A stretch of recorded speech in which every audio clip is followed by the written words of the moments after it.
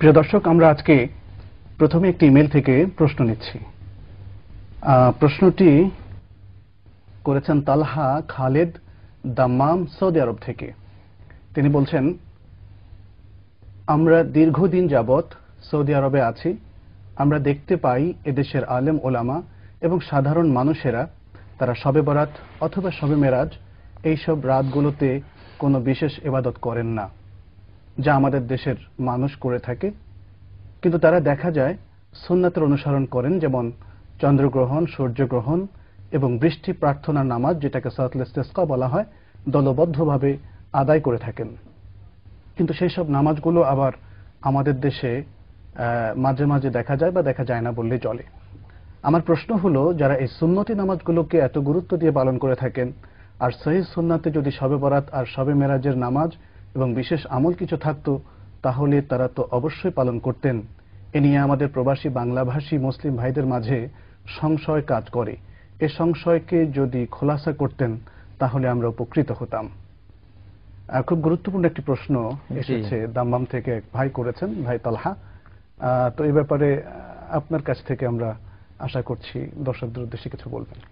জি, আসলে যেটা তিনি বলেছেন সালাতুল কুসুফ, অর্থাৎ সূর্যগ্রহণ বা চন্দ্রগ্রহণের সালাহ, সহিহ বুখারী সহ প্রায় সবগুলো হাদিস গ্রন্থে এই সালাহগুলোর কথা এসছে। নবী সাল্লাল্লাহু আলাইহি ওয়াসাল্লাম নিজে সূর্যগ্রহণের সালাহ পড়েছেন, তারপর সালাতুল ইস্তিসকা যেটা বৃষ্টির জন্য, এটা তিনি নিজে পড়েছেন, এবং জুমার খুতবার মধ্যে যখন বেদুইন এসে দোয়া চাইলেন বৃষ্টির জন্য দোয়া করেছেন। হাত নামাবার আগেই বৃষ্টি পড়ে তার দাড়ি মোবারক বেয়ে পানি ঝরা শুরু হয়েছে।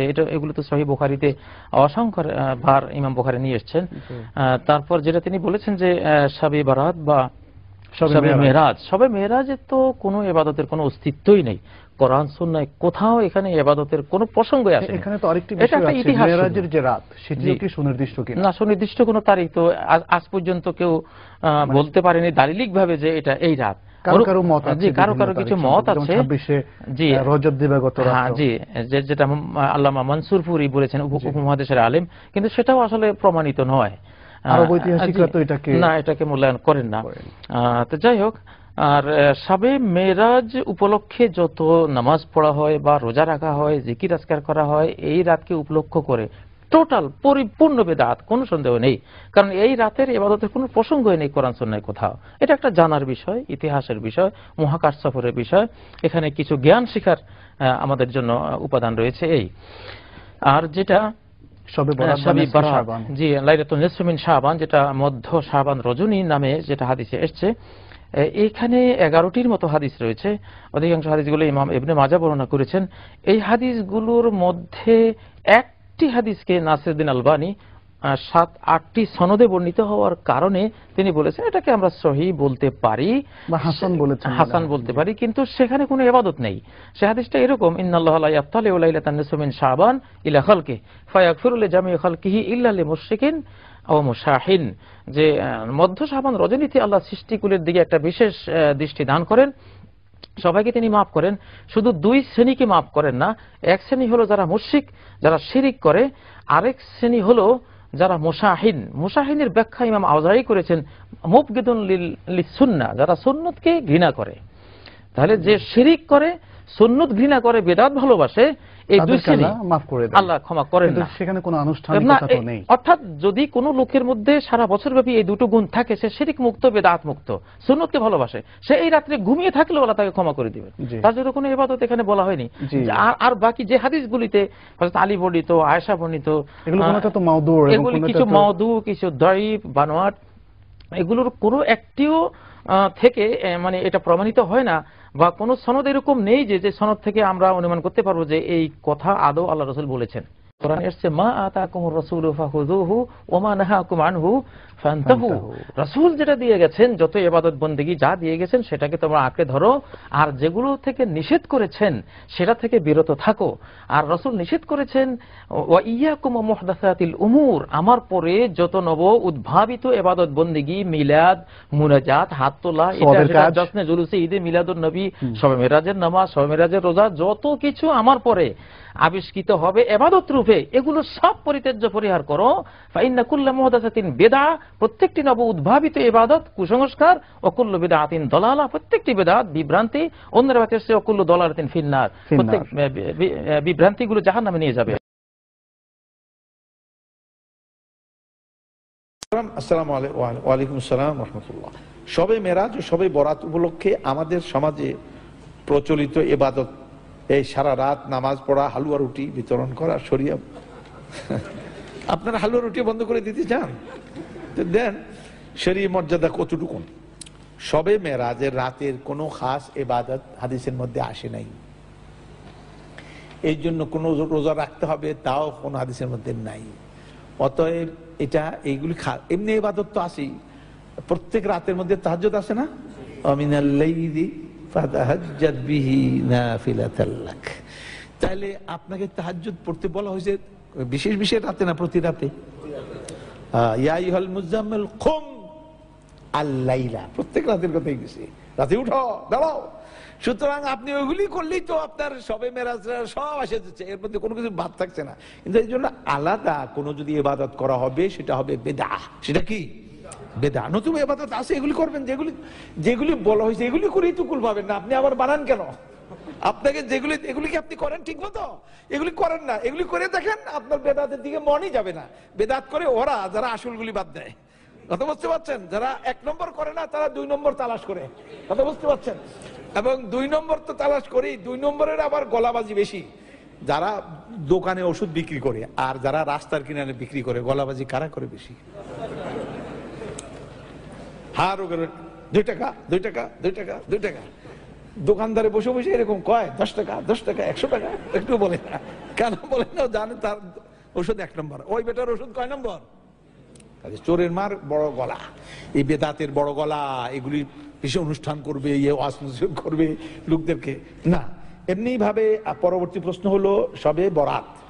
শবে বরাত বলতে কোনো এরকম বরাত নাই। বরাত শবে বরাত শরীয়তে কোনো পরিবেশই নেই। এটা আমাদের মকসুদুল মুমিনিন একটা বই আছে, আমার দেশের কিতাব। এইটা একটা, আরেকটা কিতাব আছে নিয়ামুল কোরআন। এই টাইপের কিছু কিতাব আছে, এদের নিজস্ব পরিভাষা। আর এরা পরিভাষাগুলি পাইছে প্রচলিত মৌলবীরা ওয়াজ টোয়াজ করছে, এগুলি শুনে দুনিয়া এগুলি লিখে টেকে দিছে। আর আমার দেশের লোকেরা এগুলি পবিত্র কিতাব মনে করে, প্রত্যেকটা ঘরে থাকতেই হবে এই কিতাব। সুতরাং এইসব কিতাবের মধ্যে কিছু ভালো কথা আছে আর আজে বাজে কথা প্রচুর আছে। সুতরাং একদিন টেলিভিশনে, আপনি মজার কথা শুনে নেন, টেলিভিশনের প্রশ্ন উত্তরে লাইভ অনুষ্ঠানে একজনে আমাকে প্রশ্ন করলো যে অমুক ওজিফার কিতাবটা সম্পর্কে আপনি কি বললেন? আমি এর মধ্যে কিছু ভালো কথা আছে আর অনেক আজে বাজে কথাও আছে। প্রোগ্রাম যখন শেষ হয়ে গেছে, ওই কিতাব যেই লাইব্রেরি থেকে প্রচার করে, ওই লাইব্রেরির মালিক আমার টেলিফোন করছে, কয় এই নম্বরটা কি জাফরি হুজুরের নাম্বার? আমি বললাম হ। কয় যে অমুকের পুত, তুই এটা কি কইছ? আমি খুব হাসলাম, আমি কাঁদলাম না। আমি বললাম মিসকিন, এই লোকটা মিসকিন, কারণ জ্ঞানকে সে গ্রহণ করলো না। জ্ঞানকে গ্রহণ না করে সে অন্ধকারই কি করে, এটাকে সেই হালুয়া রুটি, অন্ধকারে হালুয়া রুটি খাইতে সে আমার উল্টা গালি দিল। আচ্ছা, আমার কাছে মজা লাগলো, এই গালি কি নবী সাল্লাল্লাহু আলাইহি ওয়াসাল্লামকে দেওয়া হয়নি? দেওয়া হয়েছিল নাকি? দেওয়া হয়নি।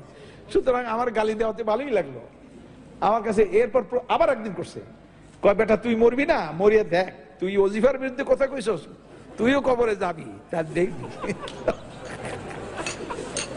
ইন্না লিল্লাহি, এর মধ্যে দুরুদের লাকি, এরপরে দুরুদে হাজারি, এরপরে দুরুদে তাজ, এগুলি কোত্থেকে আনছে? ইন্না লিল্লাহি ওয়া ইন্না ইলাইহি রাজিউন। এই সমস্ত তারা আর দোয়ায়ে গঞ্জুল আরশ, তারপরে দোয়ায়ে কুমকুম ইয়া হাবিবি, ইন্না লিল্লাহ, এগুলি পড়ে লোকেরা বসে বসে। এগুলি যদি আমরা আলোচনা করি, একদিন আমি কইছিলাম যে এটাকে বইটা আনছি পরে আইনা, আমি কইলাম যে এটাকে পোস্টমার্টম করব, পোস্টমার্টম।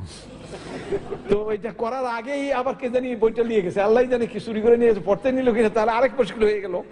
তা আমি আবার আনবো ইনশাআল্লাহ, এটা নিয়ে কথা বলবো। যে এই السلام عليكم ورحمة الله وبركاته. الحمد لله رب العالمين والصلاة والسلام على سيد المرسلين من لا نبي بعده صلى الله عليه وعلى آله وصحبه أجمعين. أعوذ بالله من الشيطان الرجيم. بسم الله الرحمن الرحيم. ما آتاكم الرسول فخذوه وما نهاكم عنه فانتهوا. আল্লাহ রাব্বুল আলামিনের শুকরিয়া আদায় করছি, শাবানের চমৎকার রাতগুলো দিনগুলো আমরা অতিবাহিত করছি। বিশ্বনবী সাল্লাল্লাহু আলাইহি ওয়াসাল্লাম যা দিয়েছেন সেটাকে তোমরা ধরো, যা তিনি দেননি সেটা করার ক্ষমতা সারা পৃথিবীতে কাউকে দেওয়া হয়নি। রাসূল সাল্লাল্লাহু আলাইহি ওয়াসাল্লাম যেটা করেছেন সেটাই ইবাদত, যেটা তিনি করেননি সেটা ইবাদত না। রাসূল সাল্লাল্লাহু আলাইহি ওয়াসাল্লামের মাধ্যমে আল্লাহ রাব্বুল আলামিন ইবাদতের সবগুলো নমুনা দিয়েছেন। ইসলামে কোন রাতকে উদযাপন করার কোন সিস্টেম নেই।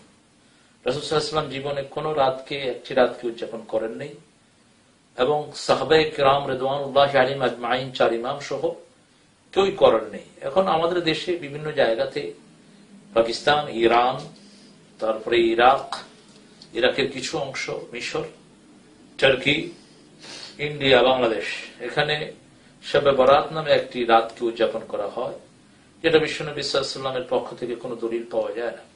মা আয়েশা সিদ্দিকা রাদিয়াল্লাহু আনহার বর্ণনায় বিশ্বনবী সাল্লাল্লাহু আলাইহি ওয়াসাল্লাম কবর জিয়ারত করেছিলেন বাকিতে। এখানে রাসূল সাল্লাল্লাহু আলাইহি ওয়াসাল্লাম একবারই জিয়ারত করেছেন, জীবনের কোন সময় তিনি বলেন নাই সাহাবায়ে কেরামকে অথবা মা আয়েশা সিদ্দিকা রাদিয়াল্লাহু আনহাকে যে এই রাতটি খুব মোবারক, তোমাদেরকেও যাওয়ার জন্য আমি প্রেসক্রাইব করছি। রাসূল সাল্লাল্লাহু আলাইহি ওয়াসাল্লাম যেটা বলেছেন এই রাতের ব্যাপারে, জাদুকর ছাড়া, মুশরিক ছাড়া, তারপরে যারা বিভিন্ন তাবিজ কবজ করে, বিভিন্ন গণকের কাছে যায়, কবিরা গুনায় লিপ্ত নয়, এরকম লোকদেরকে আল্লাহ এমনি মাফ করে দিবেন এই রাতে। সেটা নেসফে শাবানের রাতটি। এই হাদিসটি অথেন্টিসিটির সাথে সমস্ত ইমামরা উল্লেখ করেছেন। বাকি যে হাদিসগুলো আমরা বর্ণনা করি তিরমিজি শরীফের, আল্লামা তিরমিজি রাহিমাহুল্লাহ সুমু নাহারাহা কুমু লাইলাহা এটার ব্যাপারে বলেছেন হাদিসটি মুরসাল। মুরসাল হাদিসের উপর কোনো আমল ওয়াজিব হয় না। বিশ্বনবী সাল্লাল্লাহু আলাইহি ওয়াসাল্লাম শাবান মাসে সবচেয়ে বেশি ইবাদত করতেন, রমজানের পরে সবচেয়ে বেশি রোজা রাখতেন, রজব থেকে প্রস্তুতি শুরু করতেন। অতএব শাবানের বরকত যারা আমরা পেতে চাই, আমাদের উচিত বিশ্বনবী সাল্লাল্লাহু আলাইহি ওয়াসাল্লাম এবং সাহাবায়ে কেরাম রিদওয়ানুল্লাহি আলাইহিম আজমাইন যা করেছেন আমাদের সেটাই করা উচিত। যেটা তিনারা করেননি, এক রাত সারা রাত জেগে থাকলো, সেই দিনের ফজর, যোহর, আসর, মাগরিবে পড়ে নেই, এসব সময় এসে বসে আছে শবে বরাতের জন্য। বোঝানো হয়েছে গোসল করলে প্রতি ফোঁটায় ফোঁটায় গুনাহগুলো ঝরে যাচ্ছে, এবং এই রাতে সব কিছু বরাদ্দ করে দেওয়া হচ্ছে, আগামী বছরে মৃত্যু হবে, কোন সময় কি হবে। এগুলো তো 50,000 বছর আগে আল্লাহ রাব্বুল আলামিন বরাদ্দ করে রেখেছেন তাকদীরের মাধ্যমে। কোথায় গিয়ে কোন সময় কোন খাওয়াটা গ্রহণ করবে সেটাও আল্লাহ বরাদ্দ করে দিয়েছেন। না মিন দাব্বাতিন ফিল আরদি ইল্লা আলাল্লাহি রিজকুহা ইয়ালামু মুস্তাকাররাহা ওয়া মুস্তাওদাআহা। কোন প্রাণী কোথায় কি রিজিক নেবে, সকল রিজিকের দায়িত্ব আল্লাহ রাব্বুল আলামিন নিয়েছেন, এবং কোন সময় কোনখানে গিয়ে কোন রিজিকটা গ্রহণ করবে সেটাও তিনি বরাদ্দ করে রেখেছেন।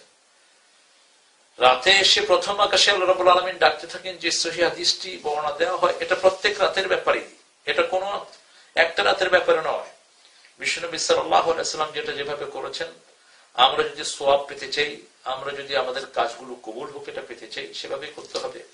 রাসূল সাল্লাল্লাহু আলাইহি ওয়াসাল্লামের পদ্ধতি অনুসরণ না করলে সেটাকে রদ বলেছেন রাসূল সাল্লাল্লাহু আলাইহি ওয়াসাল্লাম, আর সেটা বিদআহ। বিশ্বনবী সাল্লাল্লাহু আলাইহি ওয়াসাল্লাম খুব স্পষ্ট কথা বলতেন, খায়রুল কিতাবি কিতাবুল্লাহ, খায়রু হাদিন হাদি মুহাম্মদ সাল্লাল্লাহু আলাইহি ওয়াসাল্লাম, শাররুল উমুরি মুহদাসাতুহা, কুল্লু মুহদাসাতিন বিদআহ, কুল্লু বিদআতিন দালালাহ, কুল্লু দালালাতিন ফিন-নার। বিশ্বনবী সাল্লাল্লাহু আলাইহি ওয়াসাল্লাম বলছেন, খায়রুল কালামি কিতাবুল্লাহ, সর্বশ্রেষ্ঠ হলো আল্লাহর কিতাব। খায়রু হাদিন হাদি মুহাম্মদ সাল্লাল্লাহু আলাইহি ওয়াসাল্লাম, শ্রেষ্ঠ প্রদর্শক মুহাম্মদ রাসূলুল্লাহ সাল্লাল্লাহু আলাইহি ওয়াসাল্লাম। প্রত্যেকটি নতুন আবিষ্কার, নতুন পদ্ধতির যারা আবিষ্কারক ইসলামের ইবাদতের ব্যাপারে, তারা সবগুলো নতুন জিনিস যারা বের করেছে এগুলো বিদআহ, এবং এই বিদআতগুলো গোমরাহির লাস্ট ডেস্টিনেশন হলো জাহান্নাম। অতএব আমরা যারা এই রাতের বরকত পেতে চাই, আমরা শুধু এই রাত নয়, এই রাত সহ শাবানের যতগুলো রাত আছে প্রত্যেক রাতেই আমরা যেন তাহাজ্জুদের চেষ্টা করি, অন্তত তাহাজ্জুদ ফরমালি পড়তে না পারলেও চেষ্টা করি এশার নামাজের পরে 2 রাকাত নফল নামাজ বাড়িয়ে দিই, যাতে রমজানের প্রস্তুতির জন্য আমরা আমাদেরকে ক্যাপেবল করতে পারি, উপযুক্ত করতে পারি। এবং বিশ্বনবী সাল্লাল্লাহু আলাইহি ওয়াসাল্লাম খুব বেশি দান করেছেন, খুব বেশি করে মেসওয়াক করতেন। নিজের পরিচ্ছন্নতার দিকে যেমন খেয়াল দিতেন, তেমনি রুহানি পরিচ্ছন্নতা এবং মানুষের সব উন্নতির জন্যই তিনি সবচেয়ে বেশি পেরেশান থাকতেন। এই শাবান মাসে রমজানের পরেই সবচেয়ে বেশি রোজা রাখতেন, সেগুলো করি। রোজার ব্যাপারে তিনি বলেছেন বারবার করে, তাসুমু তাসিহু, রোজা রাখো, আল্লাহ শরীরটাকে ভালো করে দিবেন। আল্লাহ রাব্বুল আলামিনের কাছে তৌফিক কামনা করছি। মা বোনদের উপরে যে বার্ডেন চাপিয়ে দেওয়া হয়, রুটি বানাতে বানাতে কোমর শেষ হয়ে যায়, খাওয়াতে খাওয়াতে, হ্যাঁ এটা আপনার সওয়াবের কাজ মানুষকে খাওয়ানো, কিন্তু একটা রাতে এই খাওয়ানোর কোন সিস্টেম সাহাবায়ে কেরাম রিদওয়ানুল্লাহি আলাইহিম আজমাইন থেকে এটা গ্রহণযোগ্য নয়, এবং এটা তিনাদের অভ্যাসের মধ্যে ছিল না।